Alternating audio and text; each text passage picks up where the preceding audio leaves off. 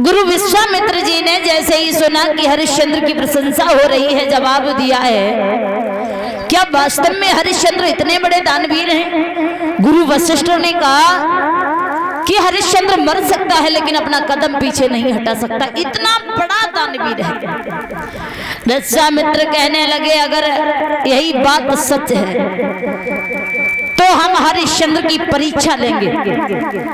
ऐसे हम इस बात पर भरोसा नहीं कर सकते कि हरिश्चंद्र इतने बड़े दानवीर हो सकते हैं। कहा पहले इतना झूठ बोलते थे और अब इतने बड़े दानवीर कैसे हो सकते हैं? गुरु वशिष्ठ ने कहा है कि अगर भरोसा न हो तो ऐसा करो, आप उनकी परीक्षा ले लीजिए। जैसे ही सुना है तो विश्वामित्र जी सूकर का वेश धारण करने के बाद और हरिश्चंद्र के फूल बाग में पहुंचे हैं। हरिश्चंद्र के फूल बाग को उजाड़ने लगे। अरे थी जो हरी भरी फुलवारी,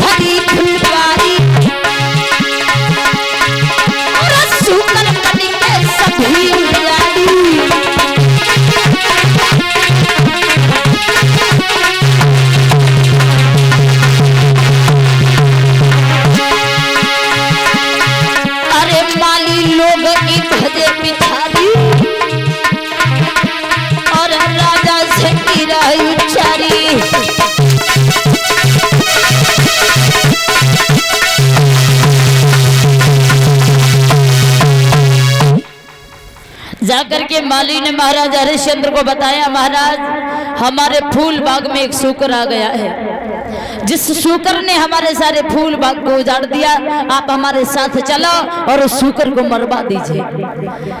जैसे ही हरिश्चंद्र ने सुना, समझा करके कहा है कि हम उस सूकर को ही क्या, संध्या का समय है, हम किसी को भी नहीं मार सकते, क्योंकि संध्या के समय अगर किसी को मारना तो बहुत बड़ा पाप होता है, इसलिए हम मार नहीं सकते हैं। जब सवेरा होगा, सवेरा होने पर हम उस सूकर को जरूर मरवाएंगे। जब सवेरा हुआ है, साथ में नौकरों को लिया जाकर के फूल बाग की चारों ओर से घेर लेते हैं। महाराज हरिश्चंद्र ने कहा है, सुनो दरबार के लोगों, जवाब दिया है कि अगर किसी के पास में से वो सूकर निकल करके गया तो उसे फांसी की सजा दे दी जाएगी। नौकरों ने जैसे ही सुना, कहा है महाराज, और अगर आपके पास में से वो सूकर निकला तो फिर आपको क्या सजा दी जाए? हरिश्चंद्र ने जवाब दिया है, अरे हम तो यहाँ के राजा हैं, भला हमें कौन सजा दे सकता है? बोले तो कोई बात नहीं। बोले पहली बात तो यह है कि हमारे पास से अगर सूकर जाएगा तो जीवित नहीं बचेगा, हम उसे अवश्य ही मार देंगे। विश्वामित्र जी ने जैसे ही सुना तो सूकर बनकर के हरिश्चंद्र के पास में ही से निकले। विचार किया है हरिश्चंद्र भी फंस जाएंगे, कोई मारा भी नहीं जाएगा। सूकर बनकर के जैसे ही हरिश्चंद्र के पास में से निकले हैं तो उसी समय हरिश्चंद्र ने देखा तो हाथ में तलवार लेके पीछे पीछे दौड़ते चले जा रही है। जब जाकर के पहुंचे हैं, एक मोड़ पर विश्वामित्र जी ने अपना भेष बदल दिया। पीछे मुड़ के देखा कि अभी तो हरिश्चंद्र बहुत दूर है। हाथ में माला ली, माला लेकर के जपने लगते हैं। दौड़ते दौड़ते वो हरिश्चंद्र वही ब्राह्मण जी के पास पहुंच गए। हाथ जोड़ करके खड़े हो जाते हैं, हे ब्राह्मण जी, क्या आपने यहाँ से किसी सूकर को जाते हुए देखा? जैसे ही ब्राह्मण जी ने सुना, जवाब दिया है, क्या पागल हो गए हो?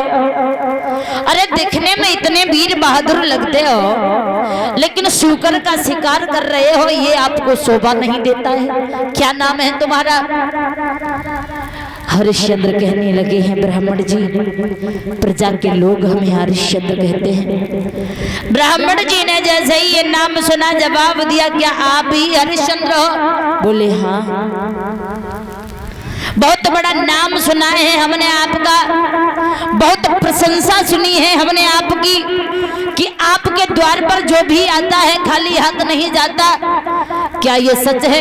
हरिश्चंद्र कहने लगे हैं ब्राह्मण जी, ये तो सच है कि हमारे द्वार पर जो भी आता है खाली हाथ लौट करके नहीं जाता, और आप भी हमारे साथ हमारे महलों में चलें, हम चाहते हैं कि जो भी आप मांगेंगे हम आपको वही सौंप देंगे ब्राह्मण जी। ब्राह्मण जी ने कहा है हरिश्चंद्र, सभी ने आप पर भरोसा किया होगा लेकिन हम तुम पर भरोसा नहीं करने वाले। बोले क्यों? इसलिए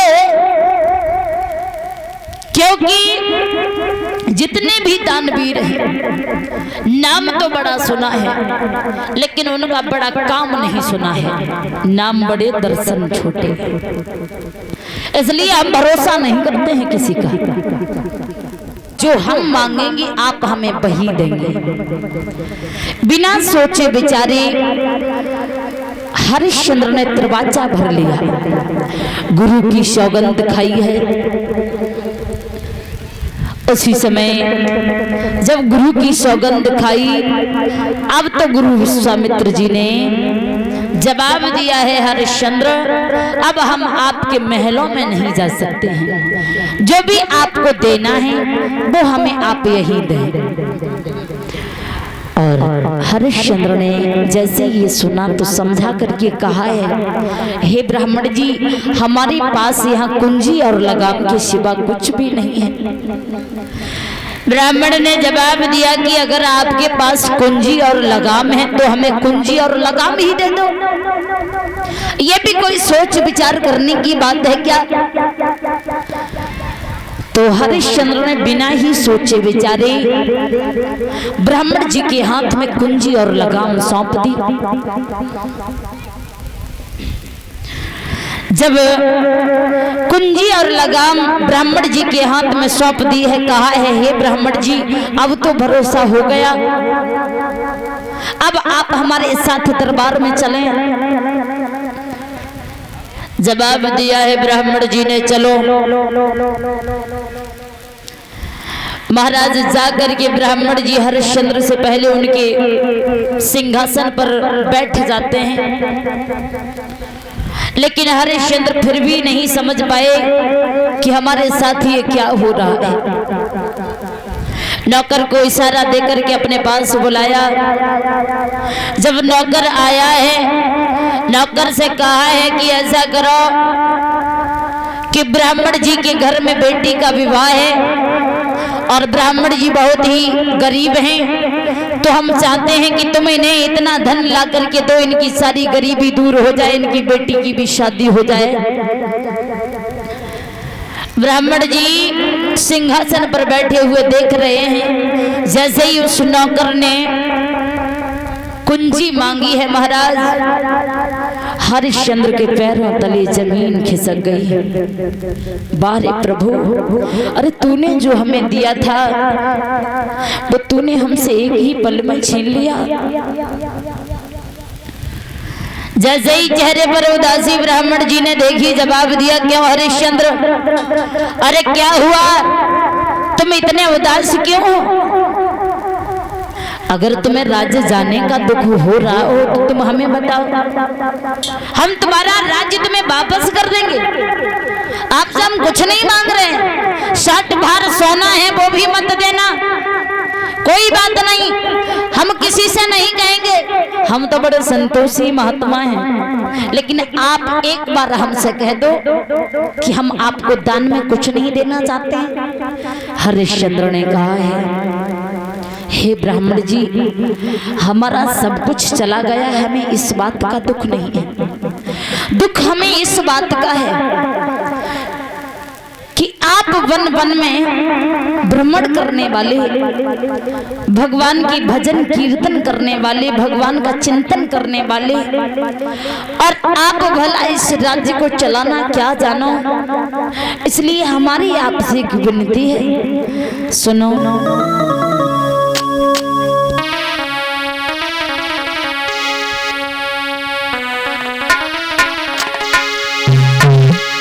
एक विनती है नाथ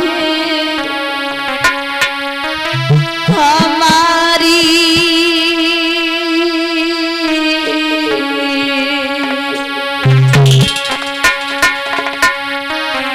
जो आज्ञा होई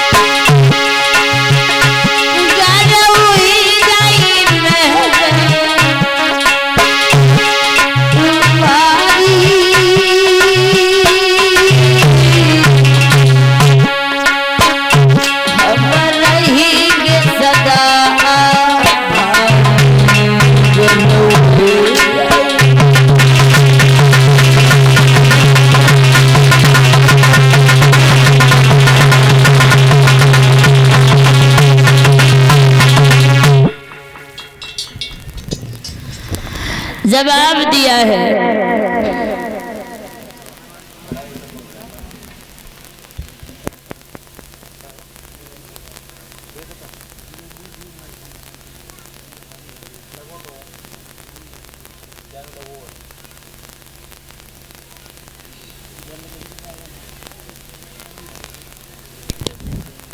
हेलो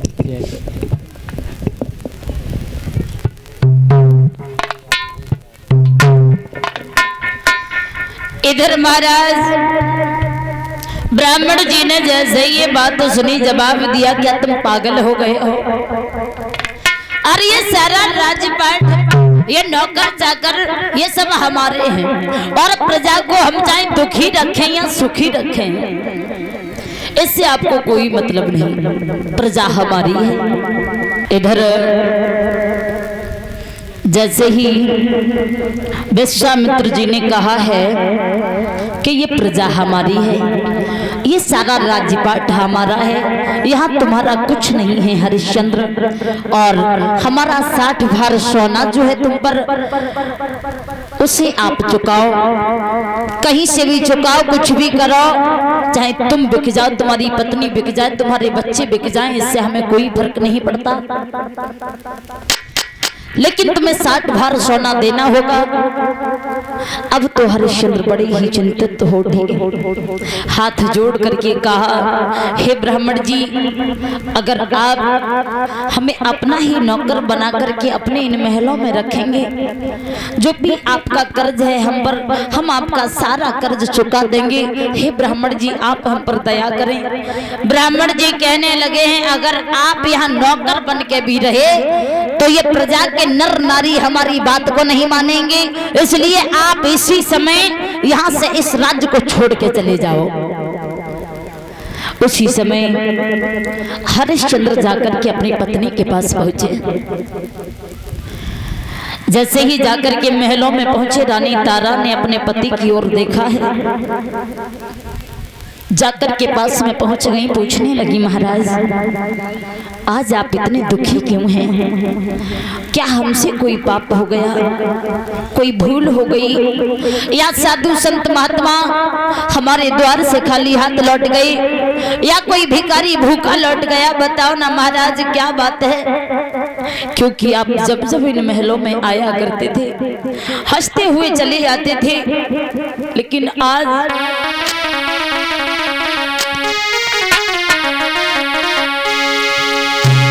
हर पल कलियों से खिलते थे, और जब जब आंगन में आते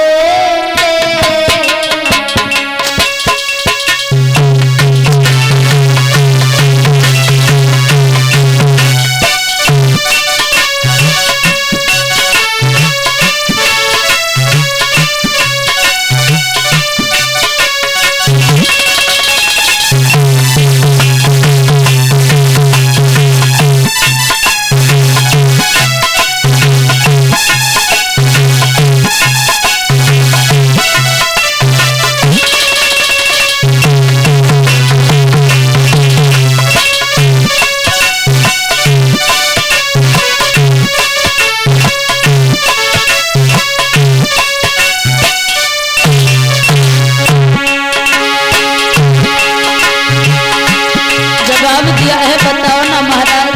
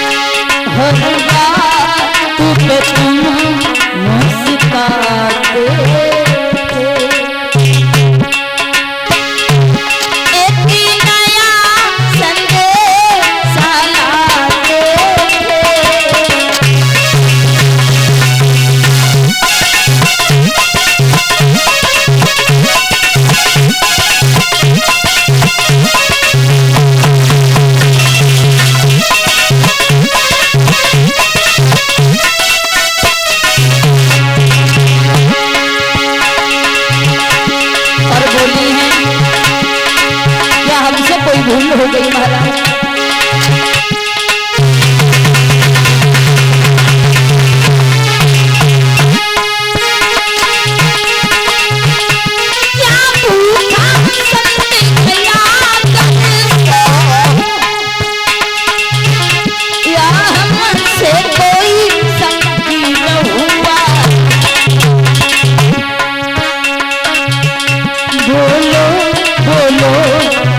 तो बोलो क्यों चेहरा ये चमकीन हुआ।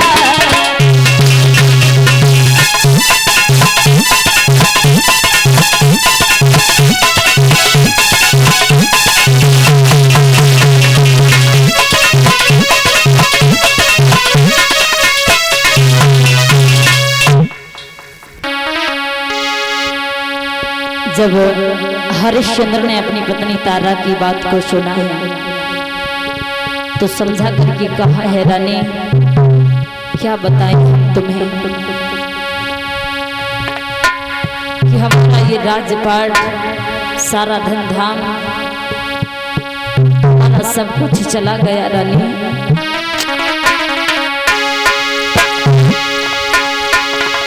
अरे गयो तेरा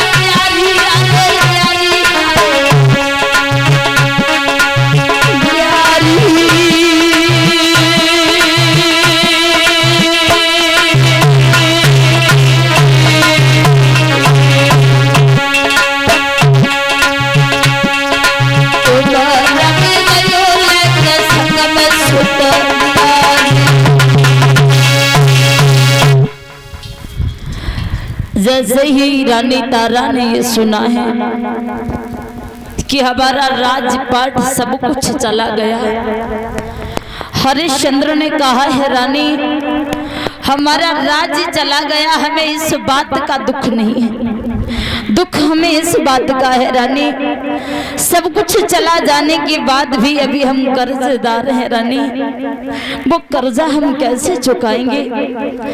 रानी ने जब यह बात सुनी जवाब दिया महाराज आप ही बताओ कि हम तुम्हारी क्या मदद कर सकते हैं, तुम जो कहोगे हम वो करने को तैयार हैं। जैसे ही सुना है तो हरिश्चंद्र समझा करके बोले हैं रानी क्या तुम हमारे साथ में बिक सकती हो। जैसे ही सुना तो समझा करके जवाब दिया है महाराज अरे आप भी ऐसी बात कर रहे हो जैसे कि हम तुम्हारे कुछ भी ना हो। महाराज पत्नी पति के लिए अर्धांगिनी होती है और हमारे शरीर पर तुम्हारा अधिकार है महाराज, बेचना तो दूर रहा महाराज, हमारे शरीर के टुकड़े टुकड़े करवा सकते हैं आप, जो चाहे आप सजा दे सकते हैं। जैसे ये सुना है तो हरिश्चंद्र अपने दुख को भूल गए, कहा है रानी अरे धन्य है आप जैसी नारी, जब तुम हमारे कहने से बिकने को भी तैयार हो गई रानी। अरे आप जैसी नारी अगर हर पुरुष के साथ हो तो संसार में कोई भी पुरुष किसी भी बात से दुखी नहीं हो सकता। पत्नी का हक बनता है पति के दुख को बांटने का। अगर पति दुखी हो तो आज के समय की स्त्रियां पति का साथ छोड़ देती हैं। ऐसी कौन सी स्त्रियां हैं, ऐसी कौन सी माताएं बहनें हैं जो रानी तारा की तरह कर सकती हैं। पहले तो ऐसा कोई पुरुष अपनी पत्नी के साथ कर नहीं सकता और आज के समय की नारियां भी अपने पति के साथ इतना बड़ा धर्म नहीं निभा सकती। महाराज स्त्रियों को इतना ऊंचा दर्जा दिया गया है महाराज, क्या कहा जाता है इन्हें धर्म पत्नी, धर्म पत्नी, धर्म पर चलने वाली नारी को धर्म पत्नी कहते हैं लोग। इधर रानी तारा जब बिकने को तैयार हो जाती हैं, आज हरिश्चंद्र अपनी पत्नी तारा से कहने लगे हैं रानी ये जो तुम वस्त्र आभूषण पहने हुए हो कोई फटी पुरानी साड़ी पहन लो रानी और इन आभूषणों को उतार के यहीं पे रख दो, क्योंकि इन आभूषणों पर हमारा तुम्हारा कोई अधिकार नहीं है। तब तक रोहितास वहां पहुंचे हैं, जवाब दिया पिताजी हम भी चलेंगे तुम्हारे साथ बिकने के लिए। आज तीनों प्राणी चले हैं। महाराज हरिश्चंद्र महलों के राजा होने के बाद भी आज ऐसा भेष बनाया है जैसे कि वो बहुत बड़े कंगाल हैं, लेकिन धर्म की खातिर उन्होंने ब्राह्मण जी को अपना सब कुछ सौंप दिया और चल दिए हैं काशी की ओर। कैसा भेष है, रानी को सब शिकार छुटो, केवल एक साड़ी मोटी, राजा पे केवल धोती है, बेटा पे सिर पर